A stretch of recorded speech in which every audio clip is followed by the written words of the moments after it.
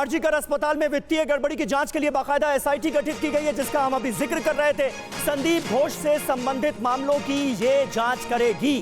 साथ ही साथ कोलकाता पुलिस अब इसकी भी जांच करेगी कि इस पूरे केस में, यानी कोलकाता की डॉक्टर के साथ जो जघन्य वारदात अंजाम दी, उसके बाद पहचान क्यों उजागर कर दी गई।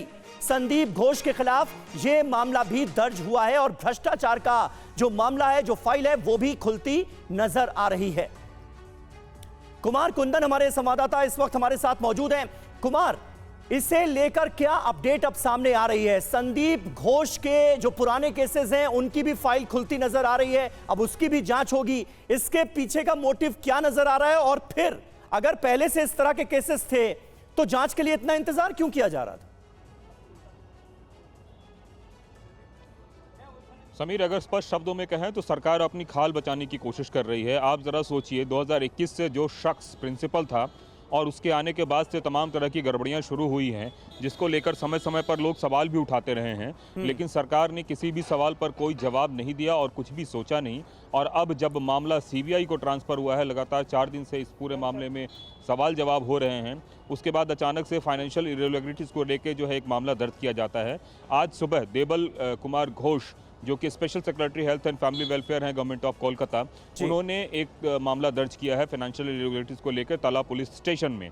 तो ये इसकी मंशा क्या है? कल आप देखिए, कुणाल घोष आते हैं और अपने हाथ में एक पैकेट लेके आते हैं और कहते हैं कि डॉक्टरों ने मुझे कुछ सबूत दिए हैं, जो सबूत काफ़ी अहम हो सकते हैं। और उसी दिन शाम को पता चलता है कि सरकार एसआईटी बना के प्रिंसिपल के खिलाफ बहुत दिलचस्प हो जाता है कुमार। मतलब एक चीज़ तो तय है कि इस एसआईटी का ये सडन बिल्कुल इन बिटवीन, जबकि एक बड़ा ही संवेदनशील मामला चल रहा होता है, एसआईटी का गठन करके और इस तरह की जांच। प्रोफेसर कौशिक चट्टोपाध्याय, यही मैं पूछना चाहता हूं, जो कुमार कुंदन ने भी कहा कि इंटेंशन क्या है, इंटेंशन इस नई जांच, नए केस और नए मामले के पीछे क्या कुछ और है जिसको कवर अप करने की कोशिश की जा रही है जांच के नाम पर? Obviously that is the point.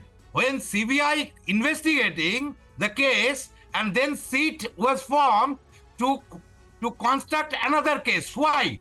This is the point. वो सीबीआई के लिए वो उसको दिल्ली नहीं ले जा सकते, क्योंकि दूसरा केस पर उसको हम बंगाल में रखेगा। बंगाल का जेल वो दीदी का जेल है, जहां पर वो टोटल क्रिमिनल वहां पर रहते हैं, वो 5 स्टार होटल है। ठीक है, टीएमसी के अलावा जितने भी गेस्ट हमारे साथ हैं वो एक ही तरह की बात करते हुए नजर आ रहे हैं, भले ही वो अलग अलग पार्टीज को क्यों ना बिलोंग करते हों। शाजिया जी, जिस बात का जिक्र आपने भी पहले किया, क्या आपकी पार्टी का आधिकारिक रुख यही है कि पश्चिम बंगाल में जो मौजूदा सूरत हाल है उसे देखते हुए राष्ट्रपति शासन लगा दिया जाना चाहिए? ये सवाल इसलिए मैं पूछ रहा हूं क्योंकि पश्चिम बंगाल के गवर्नर आज राष्ट्रपति से, उपराष्ट्रपति से सबसे मुलाकात करने के लिए पहुंचे हैं।